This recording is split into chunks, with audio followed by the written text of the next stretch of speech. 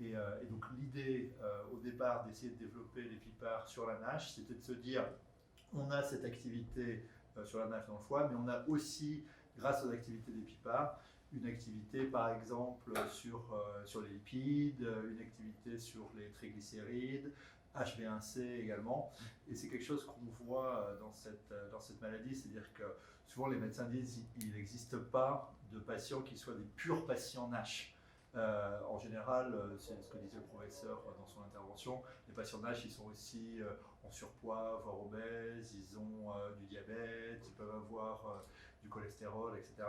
Et donc l'idée avec un PIPAR, c'est d'avoir une action métabolique, donc le foie, mais également cette action bénéfique sur les facteurs cardiométaboliques.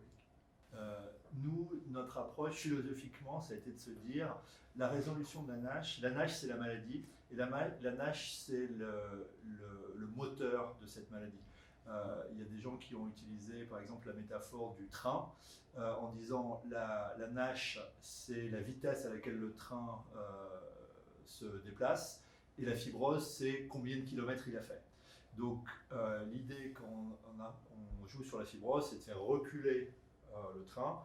Et l'idée, quand on joue plutôt sur la résolution de la NASH, c'est d'arrêter le moteur. Okay, et donc, nous, par rapport au mécanisme d'action des PIPAR et par rapport à ce dont on comprend de la maladie, on s'est dit la chose la plus importante, c'est vraiment de jouer sur la résolution de la NASH et d'arrêter le moteur.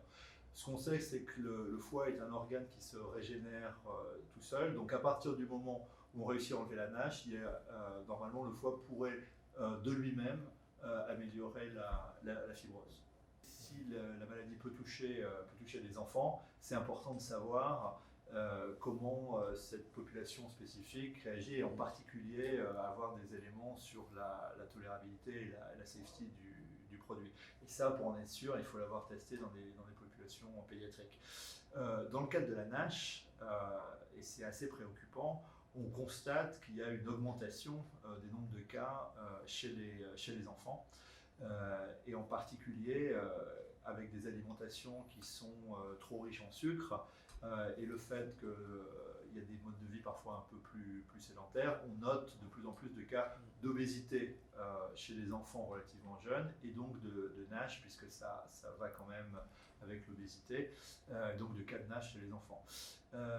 Et je dirais pourquoi nous on a choisi de le faire, d'abord parce qu'il y a ce besoin médical, mais aussi parce qu'on est très confiant dans la sécurité et la tolérabilité de notre produit.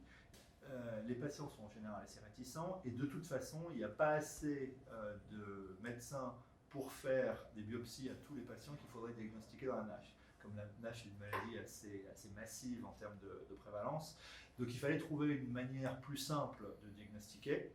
Et nous, il nous a semblé que si on pouvait trouver des biomarqueurs qui soient prédictifs de ce qu'on verrait si on faisait une biopsie, alors on aurait un test sanguin assez simple où finalement il suffit de prendre du sang, de regarder ce qu'il y a dedans et d'avoir des résultats qui permettent de dire est-ce que ce patient a une NASH oui ou non, est-ce qu'il faudrait le traiter oui ou non.